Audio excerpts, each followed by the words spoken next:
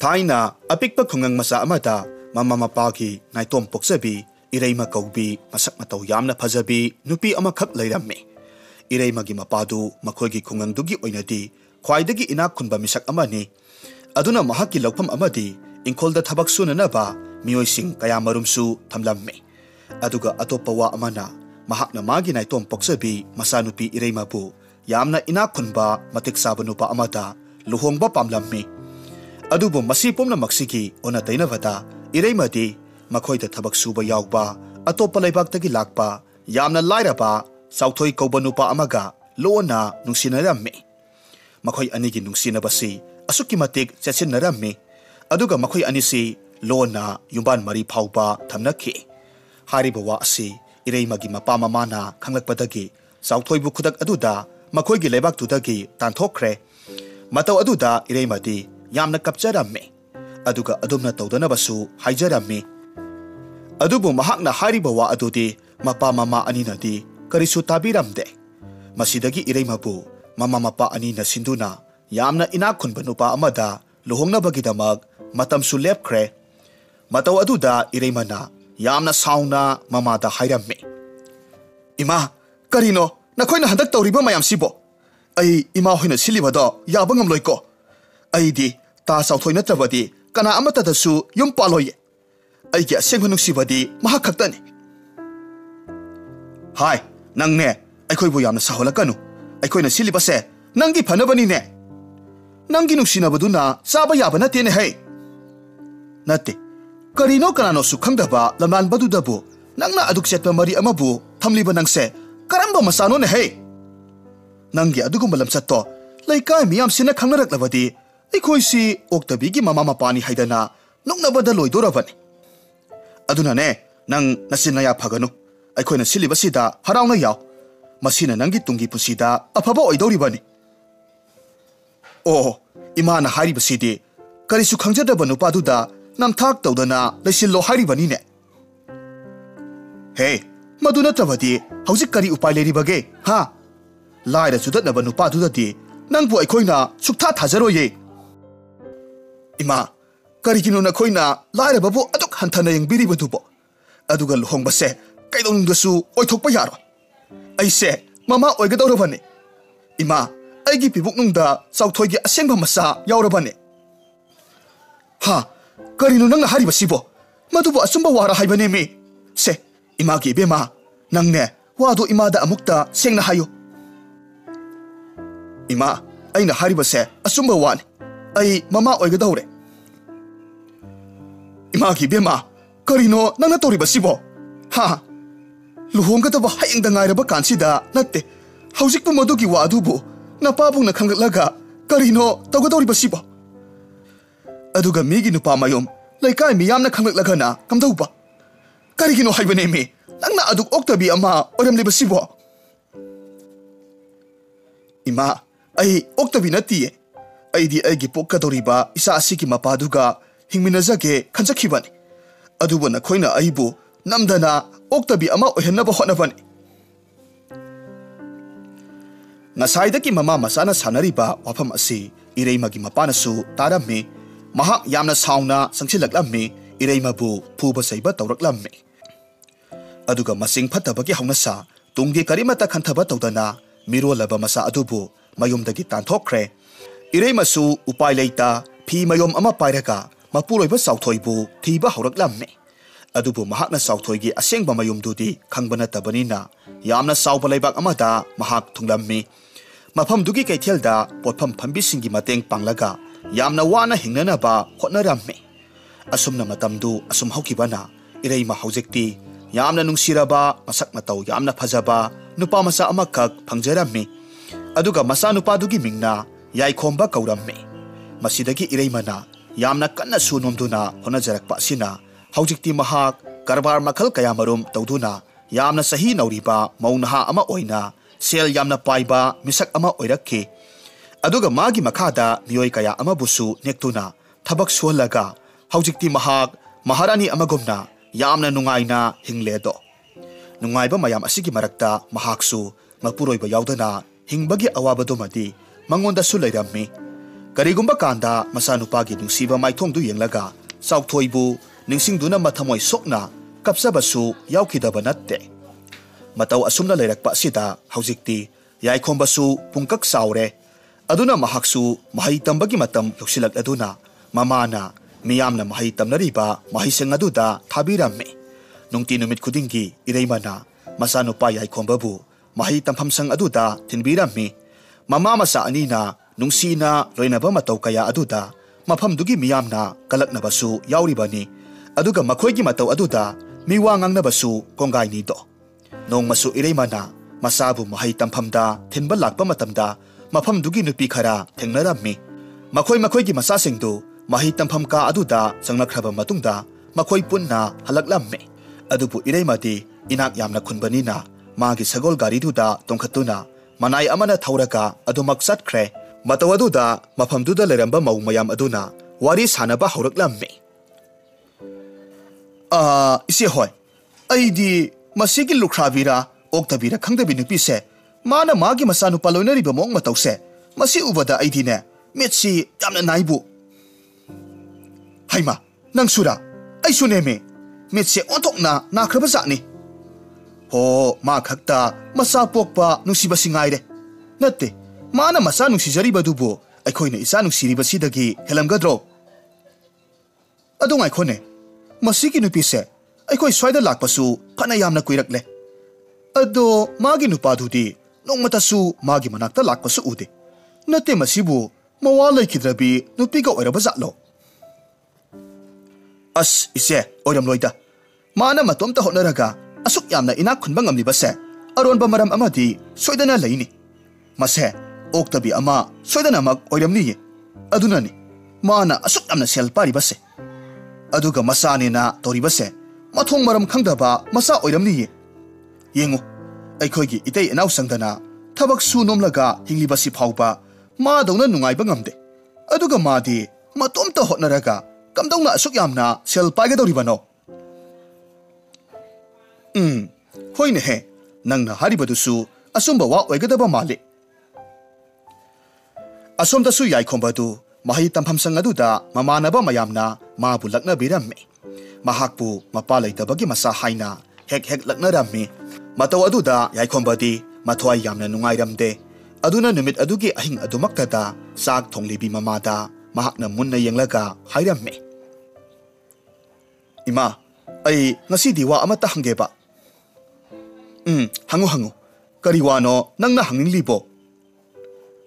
ꯏꯃꯥ, ꯑꯩꯒꯤ ꯄꯥꯕꯁꯤ ꯂꯩꯇꯕ꯭ꯔꯣ? ꯑꯩꯁꯤꯕꯨ ꯀꯅꯥꯒꯤ ꯃꯆꯥꯅꯣ? ꯃꯤꯒꯤꯗꯤ ꯃꯄꯥꯁꯨ ꯂꯩ, ꯑꯗꯣ ꯑꯩꯒꯤꯗꯤ ꯄꯥꯕꯁꯨ ꯂꯩꯇꯦ꯫ ꯑꯩꯈꯣꯏ ꯄꯥꯕꯗꯤ ꯀꯗꯥꯏꯗ ꯂꯩꯒꯦ ꯏꯃꯥ? ꯃꯆꯥꯅ ꯍꯪꯂꯛꯂꯤꯕ ꯋꯥꯗꯨ ꯇꯥꯔꯨꯕ ꯃꯇꯝꯗ ꯏꯔꯩꯃ ꯃꯤꯠꯂꯨ ꯑꯅꯤꯗꯨ ꯄꯤꯔꯥꯡꯇꯅ ꯊꯨꯝꯍꯠꯂꯝꯃꯤ꯫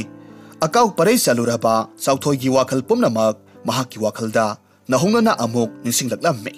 ꯑꯗꯨꯒ ꯃꯍꯥꯛ ꯍꯧꯖꯤꯛꯇꯤ ꯋꯥꯐꯝꯁꯤ ꯃꯆꯥꯅꯨꯄꯥꯗ ꯂꯣꯠꯇꯨꯅ ꯊꯝꯕꯒꯤꯁꯨ ꯀꯥꯟꯅꯔꯔꯣꯏ ꯍꯥꯏꯕ ꯈꯪꯂꯝꯃꯤ꯫ ꯃꯔꯝꯗꯤ ꯌꯥꯏꯈꯣꯝꯕ ꯑꯉꯥꯡ ꯄꯨꯡꯀꯛ ꯆꯥꯎꯔꯕꯅꯤ꯫ ꯃꯍꯥꯛ ꯍꯧꯖꯤꯛꯇꯤ ꯋꯥꯈꯜ ꯈꯟꯊꯕ ꯉꯝꯂꯕꯅꯤ꯫ ꯃꯔꯝ ꯑꯗꯨꯅ ꯏꯔꯩꯃꯅ ꯇꯞꯅ ꯍꯥꯏꯔꯛꯈꯤ꯫ ꯏꯃꯥꯒꯤ ꯌꯥꯏꯈꯣꯝꯕ, ꯀꯔꯤꯒꯤ ꯏꯆꯥꯒꯤꯁꯨ ꯃꯄꯥ ꯂꯩꯔꯣꯏꯗꯣꯏꯅꯣ? ꯅꯪꯒꯤꯁꯨ ꯅꯪꯒꯤ ꯄꯥꯕ ꯂꯩꯌꯦ꯫ ꯑꯗꯨꯒꯅꯦ, ꯍꯧꯖꯤꯛ ꯃꯍꯥꯛ ꯀꯗꯥꯏꯗ ꯂꯩ, ꯀꯔꯤ ꯇꯧꯔꯤ, ꯃꯍꯥꯛ ꯍꯤꯡꯂꯤꯕꯔꯥ ꯁꯤꯈ꯭ꯔꯕꯔꯥ ꯍꯥꯏꯕꯗꯨꯃꯗꯤ ꯏꯃꯥꯁꯨ ꯈꯪꯗ꯭ꯔꯦ꯫ ꯑꯗꯨꯒꯅꯦ, ꯏꯃꯥꯅ ꯃꯥꯕꯨ ꯊꯤꯔꯕꯁꯨ ꯐꯪꯕ ꯀꯧꯕꯗꯤ ꯂꯩꯈꯤꯗ꯭ꯔꯦ꯫ ꯃꯔꯝ ꯑꯁꯤꯗꯒꯤ ꯏꯃꯥ ꯏꯆꯥꯅ ꯅꯪꯒꯤ ꯄꯥꯕ ꯌꯥꯎꯗꯅ ꯍꯤꯡꯂꯤꯕꯅꯤ꯫ ꯑꯣ, ꯑꯗꯣ ꯏꯃꯥ, ꯑꯩꯈꯣꯏ ꯄꯥꯕꯗꯣ ꯀꯔꯝꯅ ꯑꯩꯈꯣꯏꯗꯒꯤ ꯂꯥꯞꯅ ꯆꯠꯈ꯭ꯔꯤꯕꯅꯣ? ꯃꯥ ꯊꯕꯛ ꯁꯨꯕ ꯆꯠꯈꯤꯕꯗꯒꯤ ꯍꯜꯂꯛꯇ꯭ꯔꯤꯕꯔꯥ? ꯅꯠꯇꯦ, ꯑꯩꯈꯣꯏ ꯄꯥꯕꯗꯣ ꯅꯃꯥ ꯑꯩꯕꯨ ꯄꯣꯛꯄ ꯅꯪꯒꯤꯅ ꯅꯄꯨ ꯅꯕꯣꯛ ꯑꯅꯤꯗꯨꯅ ꯄꯥꯝꯗꯕꯗꯒꯤ ꯃꯥꯕꯨ ꯇꯥꯟꯊꯣꯛꯈꯤꯕꯅꯤ꯫ ꯑꯗꯨꯒ ꯏꯃꯥꯁꯨ ꯅꯪꯕꯨ ꯃꯤꯔꯣꯜꯂꯦ ꯍꯥꯏꯕꯁꯦ ꯅꯄꯥꯕꯨꯡ ꯑꯗꯨꯅꯁꯨ ꯈꯪꯈꯤꯗ꯭ꯔꯦ꯫ ꯑꯗꯨꯒ ꯑꯩꯁꯦ ꯅꯪꯕꯨ ꯃꯤꯔꯣꯜꯂꯦ ꯇꯥꯕꯗ ꯅꯪꯒꯤ ꯅꯄꯨꯒ ꯅꯕꯣꯛꯀꯅꯁꯨ ꯑꯩꯕꯨ ꯑꯃꯨꯛ ꯇꯥꯟꯊꯣꯔꯛꯈꯤꯕꯅꯤ꯫ ꯑꯗꯨꯅ ꯏꯃꯥ ꯏꯆꯥꯅ ꯍꯧꯖꯤꯛ ꯃꯐꯝꯁꯤꯗ ꯂꯩꯔꯤꯕꯅꯤ꯫ ꯑꯗꯨꯕꯨ ꯐꯔꯦ, ꯉꯥꯏꯈꯣ, ꯀꯔꯤꯒꯤꯅꯣ ꯉꯁꯤ ꯏꯆꯥꯅ ꯅꯍꯥꯟꯈꯩ ꯍꯪꯗꯕ ꯋꯥ ꯃꯌꯥꯝꯁꯤ ꯏꯃꯥꯗ ꯍꯪꯂꯤꯕꯗꯤ? ꯏꯃꯥ, ꯑꯩꯈꯣꯏ ꯏꯃꯥꯟꯅꯕ ꯃꯌꯥꯝꯅ ꯑꯩꯕꯨ ꯃꯄꯥ ꯂꯩꯇꯦ, ꯃꯄꯥ ꯃꯁꯛ ꯈꯪꯗꯦ ꯍꯥꯏꯗꯨꯅ hek hek laknai ge aduda aisu khangning na hangbane oh adugi oire ko isa sidi maduda thoina khalunu makhoina hainingba makhai haijasanu isa gi di imalari basidi imana ne nangi ima suni paba suni mama mapa anina masa amagi mafamda pifam thokpa nungsiba amadi mama mapa anina tawgadaba thodang pumnamakto nama aina lawdori bane isagi karisu walhallo aduga ne isana hayeng sawba sare pharaba kanda mithoi mihenba ama oiraga imabu nangna amuk yengsinduna aibu senabagi thodang do nangna amuk lawgadabane hoi ima ai ngasidagi di imanaba mayamna harabasu ai karisu tararoi adugi mahut mithoi mihenba oinanaba imabu nungaina thamnanaba yamna kanna hotnarage asumna mama masa anidu nungsiraba wari kaya marum sanaramme nongmanini gi matungda ireimagi karbarda thabak suba yaurambi leisabi amagi luhongba numit oirammi aduga luhongba aduda ireimagi mama masa anidusu saruk yaba salamme mama masa anidu miyamna phamnariba marak aduda phamlaga luhongbaduda yenglaga lei ngaihakki matungda kainadu phajaraba poloi selaga mandop mayaida lengthoraklamme madu urubada ireimati mathamoidu khangnung nungsiraklammi mahaksu luhongduna asumainaga poloi selaga harauna mapuroibagi matung inaduna chatkiba kaidu pamjakhibani adubu mahakki laibaktadi adumna thoo haina tamlamdabana mahak mathwai yamna nungairamde kadomdagino khangaudana magi milu anidagisu pirang lepa leitana sintharaklamme adubu mahak miyam tilibaduna mabu uraga lana launakhiba tare khanduna magi pijiduna mamitaki mapidu taithoklammi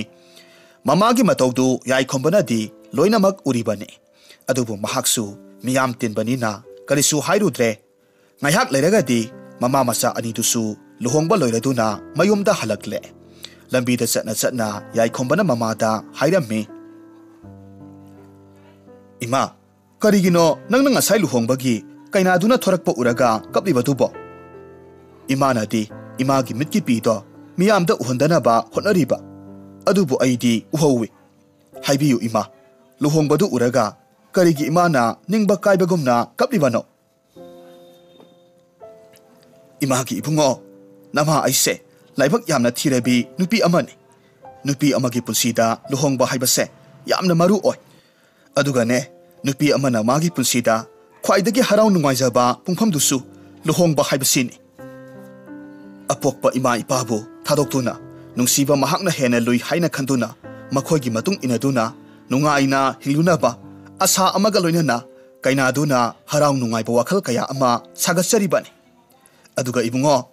imasu luhongbagi kaina amana potloiga setuna phajaraba leiteng kayana leitingduna make semduna thorakpado pami adubu nama aigi laibak asinadi asumna tawjo haina tambiramdre o adugi oireko ima adudi nahaksu yamna naha oiri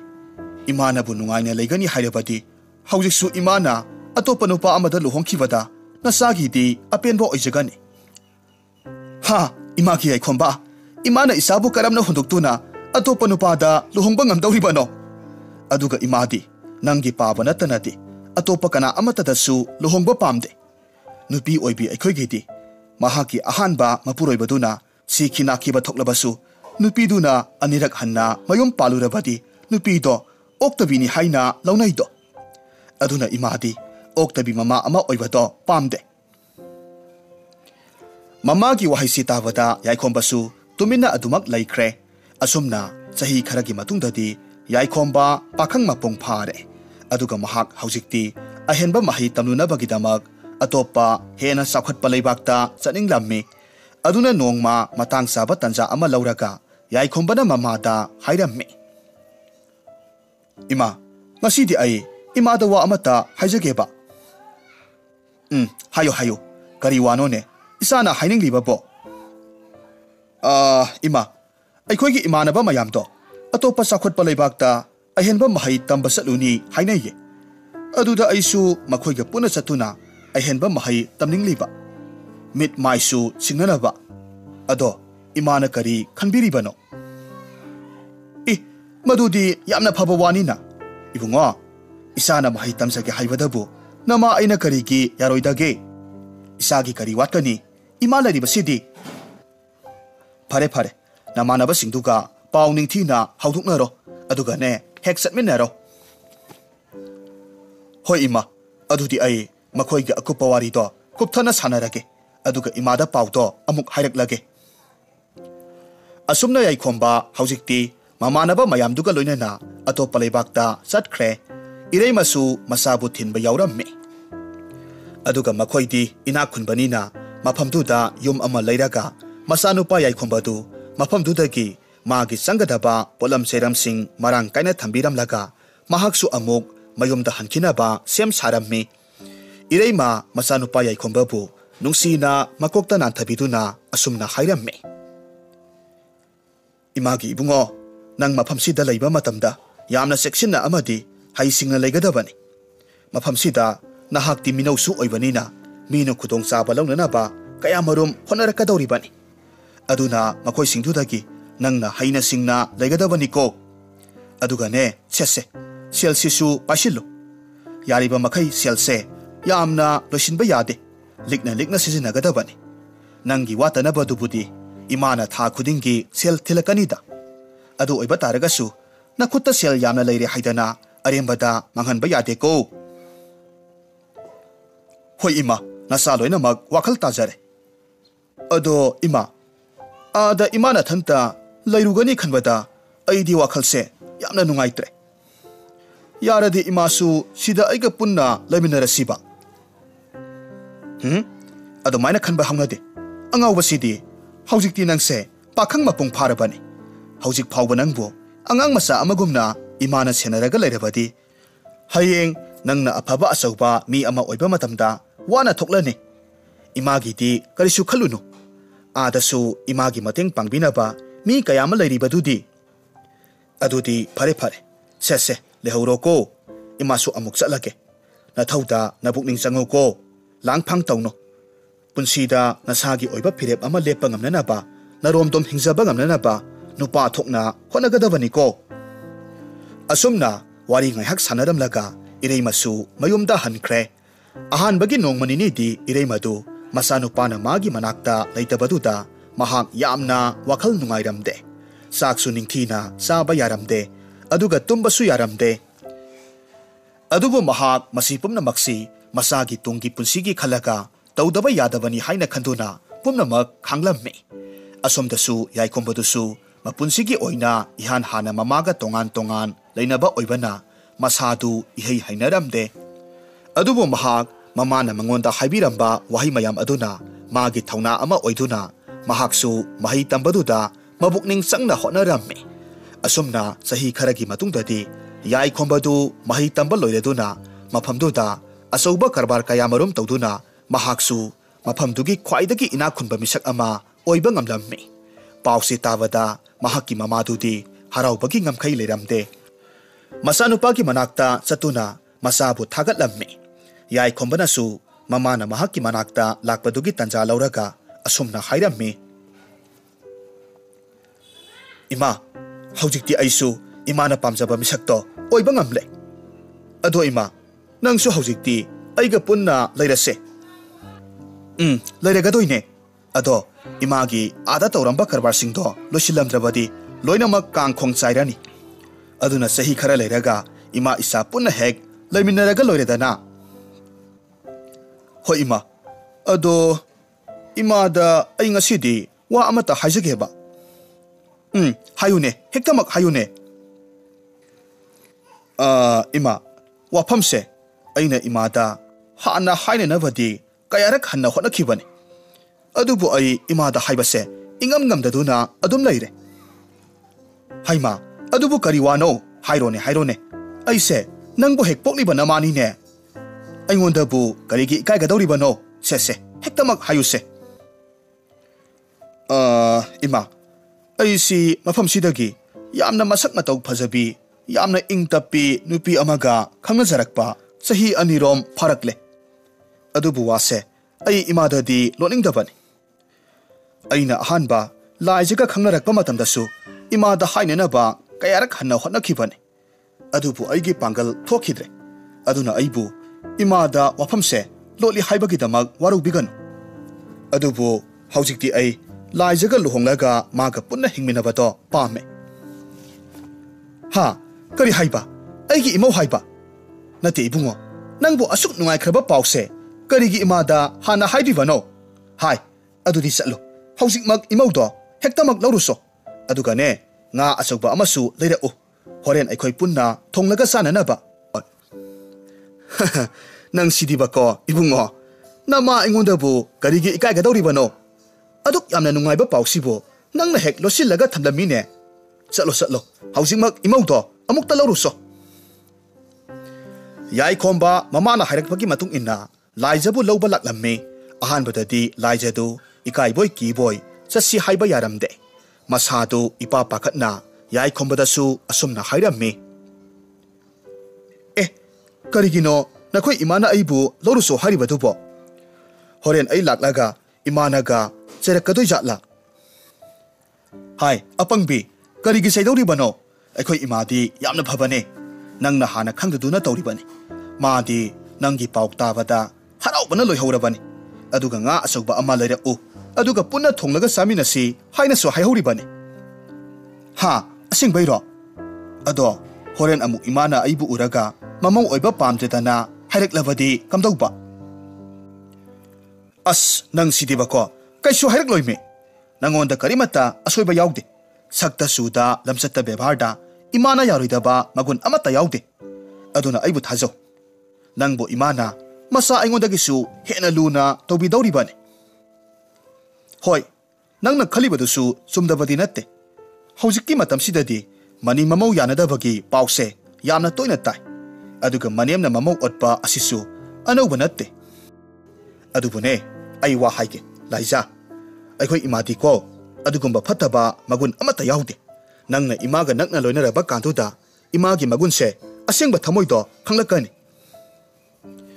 ꯑꯁꯨꯝꯅ ꯌꯥꯏꯈꯣꯝꯕꯅ ꯊꯦꯝꯖꯤꯟꯕꯤꯕꯗꯒꯤꯗꯤ ꯂꯥꯏꯖꯁꯨ ꯃꯊꯃꯣꯏꯗꯨ ꯈꯔꯗꯤ ꯏꯪꯊꯖꯔꯝꯃꯤ ꯑꯗꯨꯒ ꯃꯈꯣꯏ ꯑꯅꯤ ꯄꯨꯟꯅ ꯀꯩꯊꯦꯜꯗꯒꯤ ꯉꯥ ꯑꯃ ꯂꯩꯔꯒ ꯏꯔꯩꯃꯒꯤ ꯃꯅꯥꯛꯇ ꯂꯥꯛꯂꯝꯃꯤ ꯏꯔꯩꯃꯗꯤ ꯂꯥꯏꯖꯕꯨ ꯎꯕꯗ ꯍꯔꯥꯎꯕꯒꯤ ꯉꯝꯈꯩ ꯂꯩꯈꯤꯗ꯭ꯔꯦ ꯃꯊꯥꯗ ꯆꯦꯠꯅ ꯀꯣꯟꯁꯤꯜꯂꯒ ꯃꯍꯥꯛꯄꯨ ꯃꯆꯥꯗ ꯃꯆꯥꯗꯧꯅ ꯂꯨꯅꯁꯨ ꯇꯧꯕꯤꯔꯝꯃꯤ ꯑꯗꯨꯒ ꯅꯨꯡꯁꯤꯕ ꯋꯥꯍꯩ ꯀꯌꯥ ꯑꯃ ꯍꯥꯏꯗꯨꯅ ꯃꯈꯣꯏ ꯑꯅꯤꯗꯨ ꯍꯔꯥꯎꯅꯁꯨ ꯋꯥꯔꯤ ꯀꯌꯥꯃꯔꯨꯝ ꯁꯥꯔꯝꯃꯤ ꯏꯔꯩꯃꯒꯤ ꯑꯁꯤꯒꯨꯝꯕ ꯃꯇꯧ ꯑꯁꯤꯗ ꯍꯧꯖꯤꯛꯇꯤ ꯂꯥꯏꯖꯒꯤ ꯊꯃꯣꯏꯗꯁꯨ ꯂꯩꯔꯝꯕ ꯆꯤꯡꯅꯕ ꯄꯨꯝꯅꯃꯛ ꯀꯣꯛꯈ꯭ꯔꯦ ꯑꯗꯨꯒ ꯊꯤꯟꯊꯗꯅ ꯏꯔꯩꯃꯅ ꯂꯥꯏꯖꯒꯤ ꯑꯄꯣꯛꯄꯤ ꯃꯃꯥꯒꯤ ꯃꯐꯝꯗ ꯆꯠꯇꯨꯅ ꯃꯃꯧ ꯑꯣꯏꯖꯒꯦ ꯍꯥꯏꯅꯁꯨ ꯍꯥꯏꯖꯔꯨꯔꯦ ꯑꯁꯨꯝꯅ ꯏꯃꯨꯡ ꯑꯅꯤꯗꯨ ꯌꯥꯅꯔꯕ ꯃꯇꯨꯡ ꯍꯧꯖꯤꯛꯇꯤ ꯂꯥꯏꯖ ꯑꯃꯗꯤ ꯌꯥꯏꯈꯣꯝꯕꯒꯤ ꯂꯨꯍꯣꯡꯕꯒꯤ ꯃꯇꯝꯁꯨ ꯂꯦꯞꯅꯈ꯭ꯔꯦ ꯏꯔꯩꯃꯗꯤ ꯂꯨꯍꯣꯡꯕꯗ ꯊꯋꯥꯏ ꯌꯥꯝꯅ ꯂꯨꯞꯆꯕ ꯑꯣꯏꯕꯅ ꯃꯆꯥ ꯃꯃꯧ ꯑꯅꯤꯒꯤ ꯂꯨꯍꯣꯡꯕ ꯁꯤꯜ ꯂꯥꯡꯕ ꯑꯗꯨꯗ ꯊꯋꯥꯏ ꯇꯥꯅ ꯀꯣꯏꯆꯦꯟ ꯆꯦꯜꯂꯝꯃꯤ ꯃꯍꯥꯛꯀꯤ ꯃꯇꯧꯗꯨ ꯂꯥꯏꯖꯅꯁꯨ ꯊꯃꯣꯏ ꯌꯥꯝꯅ ꯄꯦꯟꯖꯔꯝꯃꯤ ꯃꯁꯤꯗꯒꯤ ꯏꯔꯩꯃꯅ ꯂꯥꯏꯖꯕꯨ ꯄꯨꯗꯨꯅ ꯃꯍꯥꯛꯀꯤ ꯂꯨꯍꯣꯡꯕꯗ ꯁꯦꯠꯅꯅꯕ ꯄꯣꯠꯂꯣꯏꯒꯤ ꯃꯑꯣꯡꯗꯨ ꯈꯟꯕꯁꯨ ꯂꯥꯛꯃꯤꯟꯅꯔꯝꯃꯤ ꯃꯈꯣꯏ ꯑꯅꯤꯅ ꯃꯐꯝꯗꯨ ꯌꯧꯔꯛꯄ ꯃꯇꯝꯗꯗꯤ ꯐꯖꯔꯕ ꯄꯣꯠꯂꯣꯏ ꯃꯈꯜ ꯀꯌꯥꯃꯔꯨꯝ ꯊꯦꯡꯅꯔꯝꯃꯤ ꯃꯁꯤꯗꯒꯤ ꯏꯔꯩꯃꯅ ꯄꯣꯠꯂꯣꯏ ꯇꯨꯕꯤꯁꯤꯡ ꯑꯗꯨꯗ ꯍꯥꯏꯔꯝꯃꯤ ꯏꯕꯦꯝꯃ ꯅꯈꯣꯏꯒꯤ ꯁꯤꯗꯒꯤ ꯏꯃꯧꯒꯤ ꯂꯨꯍꯣꯡꯕꯗ ꯁꯦꯠꯅꯅꯕ ꯐꯖꯕ ꯑꯗꯨꯒ ꯇꯥꯡꯕꯁꯨ ꯌꯥꯝꯅ ꯇꯥꯡꯕ ꯄꯣꯠꯂꯣꯏ ꯑꯃꯈꯛꯇꯪ ꯌꯦꯡꯖꯒꯦ ꯑꯧ ꯌꯥꯅꯤ ꯏꯃꯥ ꯇꯨ ꯁꯣꯝꯗꯒꯤ ꯂꯩꯔꯤꯕ ꯃꯌꯥꯝꯁꯤꯗꯒꯤ ꯏꯃꯥ ꯍꯣꯏꯅ ꯄꯥꯝꯕꯗꯣ ꯑꯗꯨꯃꯛ ꯈꯟꯕꯤꯔꯣ ꯍꯣꯏ ꯏꯕꯦꯝꯃ ꯂꯥꯏꯖꯥ ꯂꯥꯛꯑꯣ ꯑꯁꯤꯗ ꯂꯩꯔꯤꯕ ꯄꯣꯠꯂꯣꯏ ꯃꯌꯥꯝꯁꯦ ꯃꯁꯤꯗꯒꯤ ꯍꯦꯛꯇꯃꯛ ꯁꯦꯠꯆꯤꯜꯂꯒ ꯏꯃꯧꯗ ꯄꯛꯆꯒꯗꯕꯗꯣ ꯍꯦꯛꯇꯃꯛ ꯈꯜꯂꯁꯤ ꯑꯗꯨꯗꯤ ꯏꯕꯦꯝꯃ ꯍꯣꯏ ꯏꯃꯧꯁꯦ ꯄꯣꯠꯂꯣꯏ ꯁꯦꯠꯆꯤꯟꯕꯗ ꯃꯇꯦꯡ ꯈꯔ ꯄꯥꯡꯕꯤꯌꯨ ꯑꯁꯨꯝꯅ ꯍꯥꯏꯅꯗꯨꯅ ꯃꯐꯝꯗꯨꯗ ꯂꯩꯔꯝꯕ ꯅꯨꯄꯤꯁꯤꯡ ꯑꯗꯨꯅꯁꯨ ꯃꯇꯦꯡ ꯄꯥꯡꯕꯤꯗꯨꯅ ꯂꯥꯏꯖꯅ ꯄꯣꯠꯂꯣꯏꯁꯤꯡ ꯑꯗꯨ ꯃꯈꯜ ꯁꯦꯠꯆꯤꯟꯗꯨꯅ ꯃꯉꯣꯟꯗ ꯆꯥꯅꯕ ꯃꯥꯅ ꯄꯥꯝꯖꯕ ꯄꯣꯠꯂꯣꯏꯗꯨ ꯈꯜꯍꯜꯂꯝꯃꯤ ꯃꯁꯤꯗꯒꯤ ꯂꯥꯏꯖꯅꯁꯨ ꯃꯍꯥꯛꯅ ꯄꯥꯝꯖꯕ ꯄꯣꯠꯂꯣꯏꯗꯨ ꯈꯟꯈ꯭ꯔꯦ ꯑꯗꯨꯒ ꯂꯥꯏꯖꯅ ꯃꯍꯥꯛꯀꯤ ꯃꯅꯦꯝ ꯑꯣꯏꯒꯗꯧꯔꯤꯕꯤ ꯏꯔꯩꯃꯁꯤ ꯂꯨꯍꯣꯡꯕ ꯌꯥꯝꯅ ꯄꯥꯝꯖꯩ ꯍꯥꯏꯕꯁꯤ ꯈꯪꯕꯗꯒꯤ ꯑꯁꯨꯝꯅ ꯍꯥꯏꯔꯝꯃꯤ ꯏꯃꯥꯁꯨ ꯅꯍꯥ ꯌꯥꯝꯅ ꯑꯣꯏꯔꯤ ꯑꯗꯨꯅ ꯄꯣꯠꯂꯣꯏꯁꯤꯡꯁꯦ ꯏꯃꯥꯁꯨ ꯁꯦꯠꯇꯨꯅ ꯑꯃꯨꯛꯇꯪ ꯄꯛꯆꯕ꯭ꯔꯥ ꯌꯦꯡꯁꯤ ꯏꯃꯥꯕꯣ ꯅꯠꯇꯦ ꯀꯩꯅꯣꯅꯦ ꯅꯪꯅ ꯍꯥꯏꯔꯤꯕꯁꯤꯕꯣ 이마부 하누탕시다 볼로이가시부 세티가드라 하이미 이스 이마부 까나나 하누레 하이리바노 하누데 이마기 아숙 얌나 파자바 삭담세 poloi selaga amuktang hena magun hapkat pra haibado yengseba asumna haiduna laijana sinduna ireima busu poloi selhalammi ireima di poloi ga setpaduda yamna haraurammi mahaki punsida asumna luhongbagi poloi ga setpa phangdana adumak loikigadra khanjarambadu mahaki thamoi masak khangbiba mamau oigadoribi laijana ubibadagi ngasidi mahak poloi ga setpa phangjare khalubada yamna haraurammi masigi matungda makhoi ani laijana pamjaba poloidu leiba loiraga halaklammi masigi matung laija amadi yaikhomba gi luhongba numitusu yoksilakle luhonggadaba bor kaina anidu mandop mayaida thoktuna kundo pareng hoknagadaba gi ngairaga leinarammi adubu masanupa gi nungaikraba luhongba numit asida ireimadu ngasaidagi masak uge phangdre matau aduda yaikhomba amadi laijadi mamadubu kari tawkraba zatno khalluba matamda amana amada munna yengnaraga leinarammi hariba tanja asimaktada ireimadu yamna phajakraba poloi ama setuna mahaksu masanupa gi luhongphamduda yaurakle mahaki mataududa mafamduda tilamba miyam singadunati ngakpana kham thengnakhre karino haiduna amana amada onsinaduna murum wari pangsada sanaba hauraklamme aduga yaikhombasu mamagi mataudu ubada yamna sauninglamme aduna thonamak mamagi manakta changsilaga hairamme ima karino imana toriba sibo karino poloi gasina karino ba ngasidi nasa aigi luhongba numitne nasa aigi luhongbadabu imana poloi setlibadubu kari wakhaldano natte namau oigadoribi laijana kari khalamgadoribano aduga tiliba mayam asina kari khalamgadoriba imagi yaikhomba imadi nangna hena khanglibaduni luhongba haibase imana khwaidagi pamjabani aduna imadi nupi oibina luhongbada setpa poloise amuk hanasu punsida setpa phangnaroido aduna ibungo isagi luhongba numisida poloise amuktang sesa hoge tawbani aduga imane imau laijadasu waraudanaba phajana haige matang asida laijana khumlakhi ima namau karisu waraujade imana harauna maithong maka lambadu uraga namaugisu apenbo oijaribani aduna imana poloi selakpaduda namaudi karisu nungaitaba lejade asumna laija amadi ireima anidu yamna nungsinana konajarame aduga luhongbadasu harauta yamna hongki luhongba loireduna laija ki apokpi mama hoisu masabu yaikhombagi mayumda thanamlaga chatkinaba loisinaraklamme adubu laija ki mama na mi pong hangbagi tanja ama lauduna laija ta hairamme hai ibema nangbo yum asida leibada nungaigadoribro karino nanembok asina asai tawribadubo natte madubo hongnaba thabakla haibanida kari wakhalno magidubo as ima adumna mi amagi thamoi masak khangdringai hunduna haibigano luhongbase aigini luhonglibi kaina aina aigi inembok adugi thawongda karisu nungaitaba tawde maramdi ai magi thamoi bu ningthina khangi aduga ima mahakse yamna phabi nupi amani mana aibu mamau ama oina khanbagi mahot macha ama oina khanbiribani aduna ima aina mafamsida laiduna inem asigi mamauga oiba phangjagadoribase aigidi laibak yamna pharibani masa nupina hairak iba wadu taruvada mama adusu wa atai amuk makha takhidre masidagi makhoi ahum yamna nungsi chanana hingminarakhe masigi matung nongmadi laija amadi ireima makhoi ani kaithelda potchai khara leiba laklamme matamasida apikpa potpham amada mina krik sinba makai inaraga lairamba makoina thengnarammi aduga hena ngaklibadi potphamduda karimata yonba sunatte subnatangi apikpa upumasa amakhaktani mafamduda lairibadu aduga upumasa aduda miyam singaduna karino khangdaba wahi khara iduna hapchinnarammi mataudu ubada mani mamau anidudi ngakpana amana amada yengnarammi aduga ireimana potphamduda pareng lepa yauribi nupi amada hanglammi hai ibema karino na khoina masida tawnari basibo ine masida potpham siki mapu oriba halse laitin gi maramda yamna haithoi singthoiba misak amani aduga mahaki mamangda khiliba upu masase araiba achamba upu natte aikhoina karigomba bor amabu thawai tajana pungning setna nijaduna madubu chemai amada iraga upu siki manungda thadarabadi aikhoigi aningba apambado thungi haina haine aduga masimaksu tasengna asumba wani